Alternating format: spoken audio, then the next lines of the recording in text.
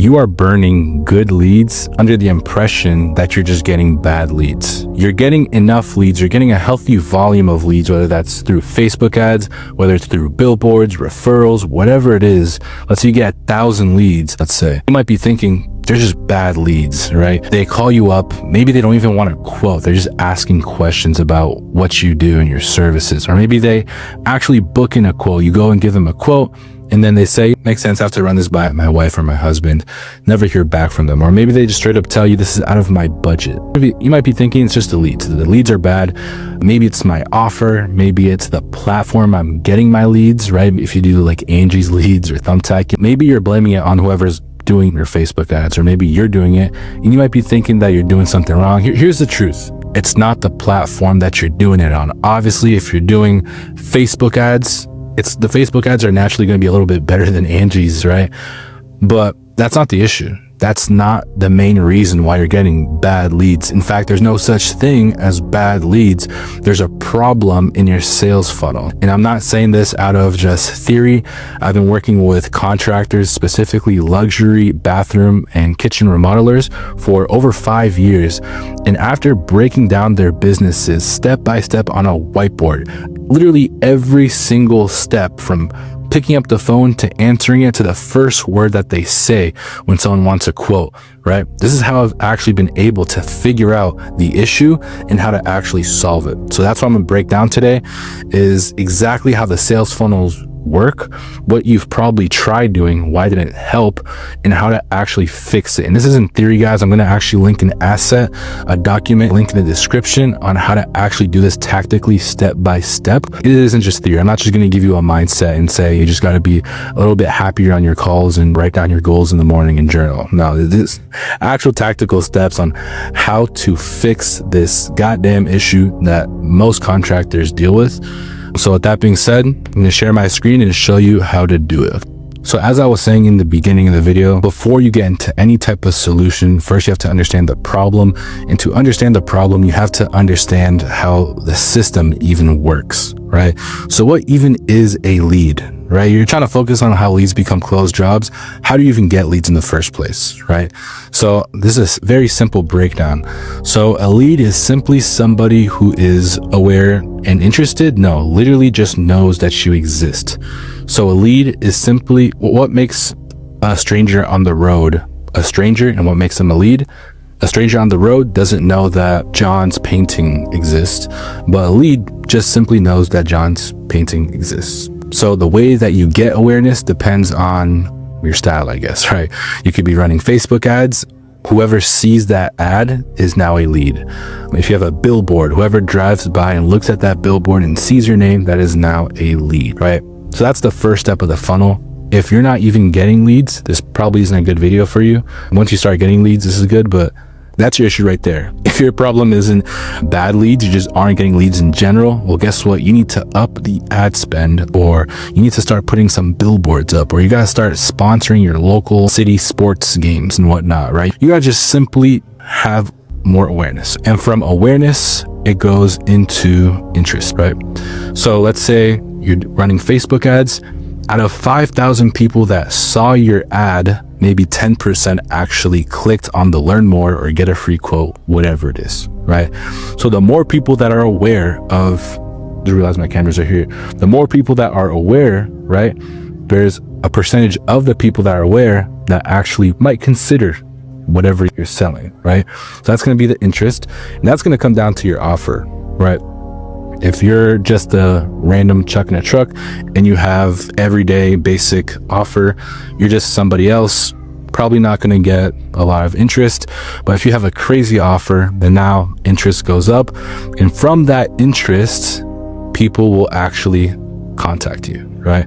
So someone's interested, they click on the learn more. I'm gonna use Facebook ads because personally, I think Facebook ads is the most powerful, most predictable way of acquisitions, any type of paid ads in general. Let's say they click the ad and now you get a lead notification, you call them up, or they just call you up directly. That's gonna be the contact stage. And then from contact, you're gonna schedule some type of quote, right? Hopefully you're not giving the quote over the phone. If that's what you're doing, then problem solved. Just stop giving quotes over the phone. That's like a rookie mistake. Hopefully none of you guys are doing that.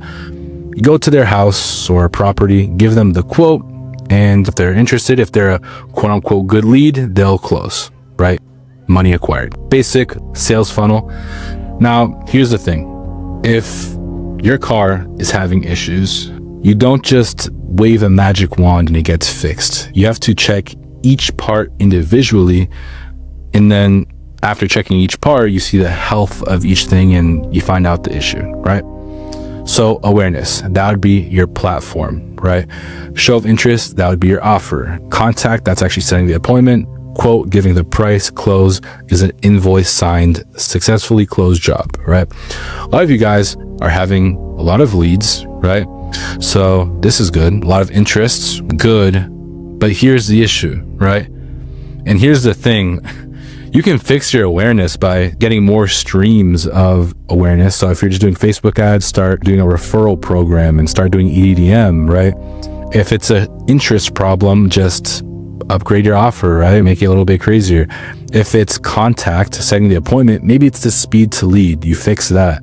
If it's the price, right? Maybe you just lower your price, which, by the way, cardinal sin, never lower your price unless you believe you don't deserve it, which in that case, I can't fix that, right? Just, you got to get better, I guess. But you can always fix giving the price. You can fix all these things, but you can't really fix whether someone closes or not, right? That all comes down to the previous steps. And so this is the biggest bottlenecks for most of the partners that I've worked with, is they're getting enough leads and they're doing everything that they are aware of that they can fix, but nothing is happening.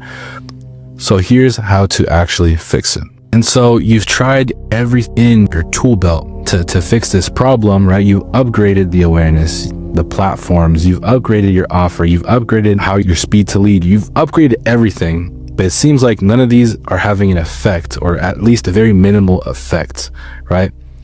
But the truth is that the problem is somewhere, right? We gotta find it, right? And so after breaking down this sales funnel many times with many different partners over the last 5 years, I've learned what the problem is. And the problem prize is not your awareness, it's not show of interest, it's your contact phase. Realistically, every step of this funnel needs a lot of work for most of you guys, but you are aware of this problem. You're aware that just doing Facebook ads isn't enough if you want to scale, right? You're aware that your offer is mediocre, you can make it better. You're aware that your price could always technically be lower, right? You're aware of all these things, but what you're not aware of is the contact, the setting. And a lot of you guys think that the issue here is maybe speed to lead. I'll tell you this right now, you could call up a lead in the first second that they click, I'm interested, or whatever it is, you're still going to get these quote unquote bad leads. And so here's how I was actually able to fix that. And it's something called the homeowner setting script. Look at this monster right here that I created. This is 5 years of work. I should be charging you guys for this, but I believe in just giving as much value as possible. Before we get into the script, there's a reason why a setting script is so important. Like I said, before you find the solution, you have to understand the true problem. And the true problem is that when you bring a car to a mechanic, once the defective part is identified, they must actually understand the issue if they want to solve it, right? We understand that the issue is in the contact, the appointment setting, right? But why exactly? If it's not speed to lead, then what is it? The issue is when a lead reaches out to you, whether it's from an ad, a Google listing, a referral, you go straight into surface level questions and logistics. So this probably sounds familiar, right? Someone calls you up or you call them up after they fill out a form. Hey, what do you want a quote for? Right? You want a bathroom remodel, you want a house addition. They explain what they want. You might ask them what materials and what the goal is and whatnot. And then you just say, when can we come by and give you a quote, right? That is terrible. That's exactly why you're getting these quote unquote bad leads. And I know it sounds like, wait, what do you, like that's the right thing to do, right? After all, that is what they called for, right? Fast, professional, efficient, you're professional, right? But what really is happening is you're treating the conversation like an order taker and not a consultant. This is you right now. You're just a robot. You're like, I don't know why I chose this, but you're like Donald Trump just handing out orders, right? You're just an order taker, right? And if you're just an order taker, you're just another company. You're just another Joe Schmo, right? You call one company, this is the price, cool. Call another company, this is the price, cool. They're all the same. At the end of the day, they all do the same type of remodels around the same quality, but this guy's cheaper, I'm going to go with him, right? And that's why you end up just competing with price or people who just seem like they're not serious, right? Because at the end of the day, they didn't go and try to find your business most of the time. And unless it's a Google listing and they searched you up, you most likely popped up on their feed or some type of referral, and they're just curious. They just want to see what you're about, right? And they call you up and you're just like everybody else, and maybe I could do this next year, right? And then that's when you get a bad lead. So that's you right now. Now, why is this a problem? By doing this, you immediately sound like every other company. I just went through that, but there's no difference, no emotional connection. There's no psychological moments or momentum being built. And this is where your quote unquote bad leads will disappear. If you got someone who has been wanting a bathroom remodel for the last 5 years and they've been saving up, and your company is named after your name, like John's Remodels, and the guy's name is John, and stars align, then it's going to close, even if you have a shit setting appointment system. But most leads aren't laydowns, right? Most leads are just browsing around. And what's going to end up happening is they're going to say the price is too high or it's not the right time. And you're going to think that it's because of your offer. You're going to think it's because Angie's lead sucks, the platform that you're on, right? All these things. But no, it's not. It's that you're just another company with just another quote. And therefore, the only thing separating you from Chuck in a truck is your price. Nowadays, it's more like Juan in a truck or Hector with a hammer or something like that. But this is what you look like. Imagine you're the prospect, right? You're thinking of getting a bathroom remodel. Not too serious about it, but your wife was yapping about it. You're like, you know what? Maybe I have some money aside. I can put some money into this. I call up 5 different companies. And every time you call them, they're like, what do you want? So I want a bathroom remodel. Been thinking about it. Okay, cool. Yeah, I could just drive by when you have some free time. I could give you a free quote, right? You look like this guy. And it's not good. And this is my honest reaction when I see some bullshit like that. A little bit about me. I've been in the high ticket sales space, remote high ticket sales. And one of the people think that the closers are the big dogs. The closers are the one who do identity reframes and they do all these sales tactics. The true people who make the sale aren't the closers. It's the setters. Let me tell you something. If the setter does a shit job, then it makes the closer's job extremely hard. If you're not familiar with high ticket sales, that's all mumbo jumbo. But if you do know what I'm talking about, then it makes complete sense. Cool. So that's the problem. You sound like every other company. Cool, Lucas. I sound like every other company, but how do I actually fix that? Right? And here's how you fix it. When a homeowner reaches out, or you're reaching out to a homeowner, you have to understand that they're not looking for a quote. They are looking for certainty. Certainty is what closes jobs. Certainty that you understand them, that you actually care about their vision, and that you are the one who can deliver it. If you frame yourself as just another company, and the way that you do that is by just giving a quote, then now you're just like every other company and they're just going to look at the price. But if you frame yourself as a friend, or not even a friend, a consultant, right? Just a friend isn't professional. A consultant can deliver, right?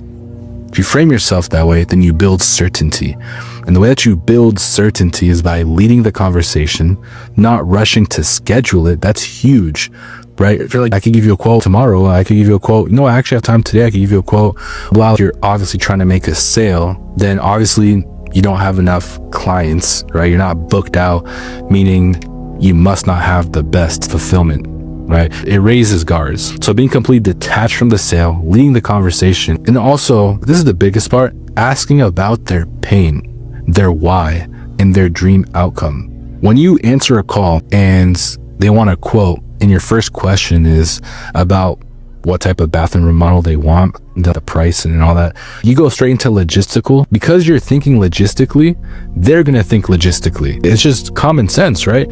Your prospect is going to mirror you, right? So if you bring the conversation into a logistical place and you just think numbers, they're going to think numbers.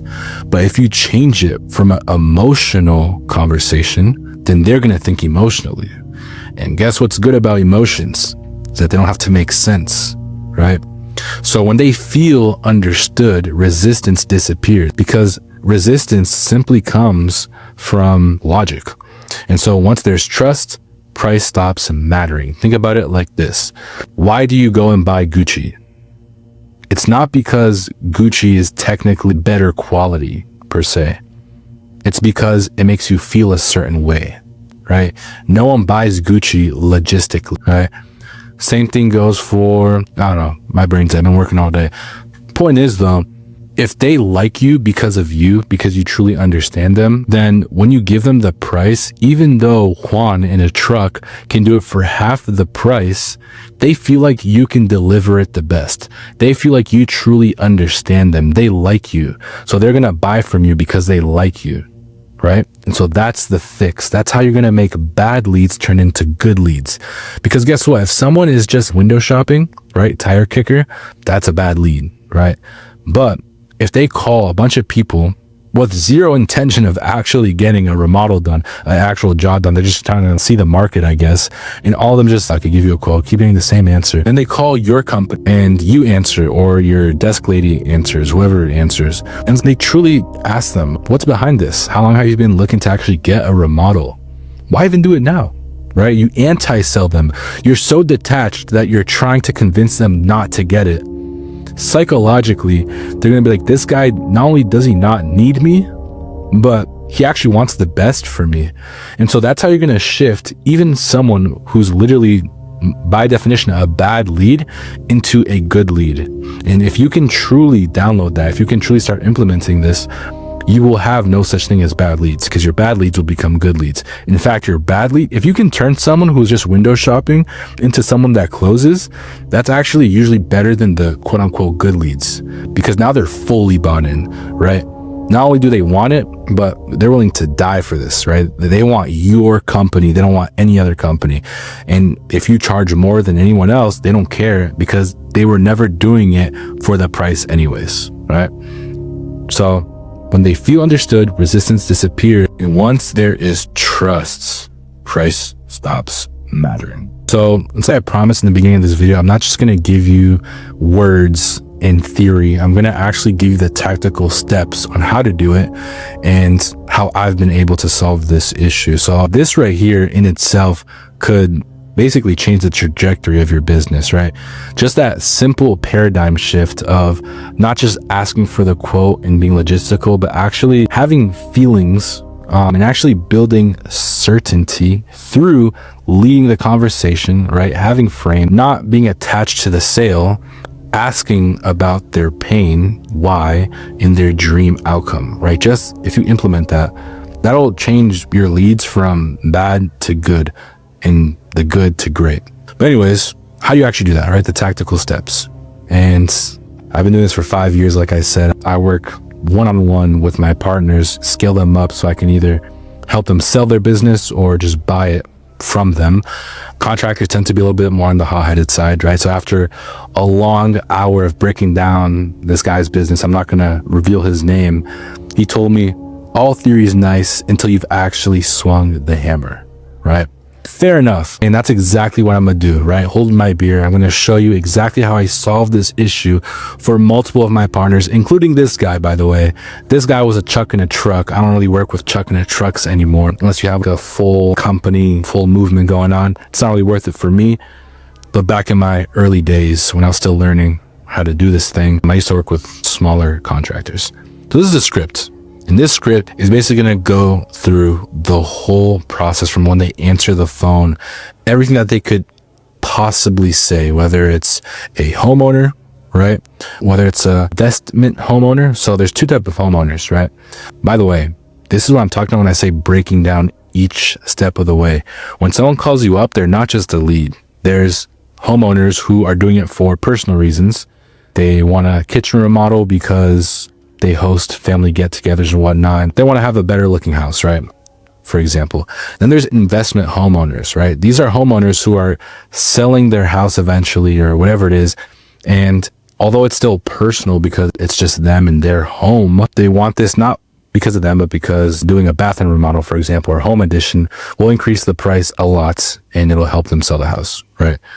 Or there's investment B2B. Okay, the side that a lot of you contractors do better with because it's zero emotion. These are like people who just want to whatnot, right? But whatever.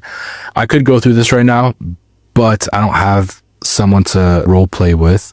But I'm going to link a video somewhere. It's going to be like the corner somewhere here, where my business partner, Makael, he actually trains a complete newbie on how to go through this script. Completely trains someone new to this, which just goes to show if somebody who has no idea what they're doing can get through this, then you who have been doing this for, so you guys have been doing this for 10 plus years, should have no problem going through the script. I'm going to link this exact script in the description for you guys. And look, if you have any questions at all, comment, answer all the comments, and yeah.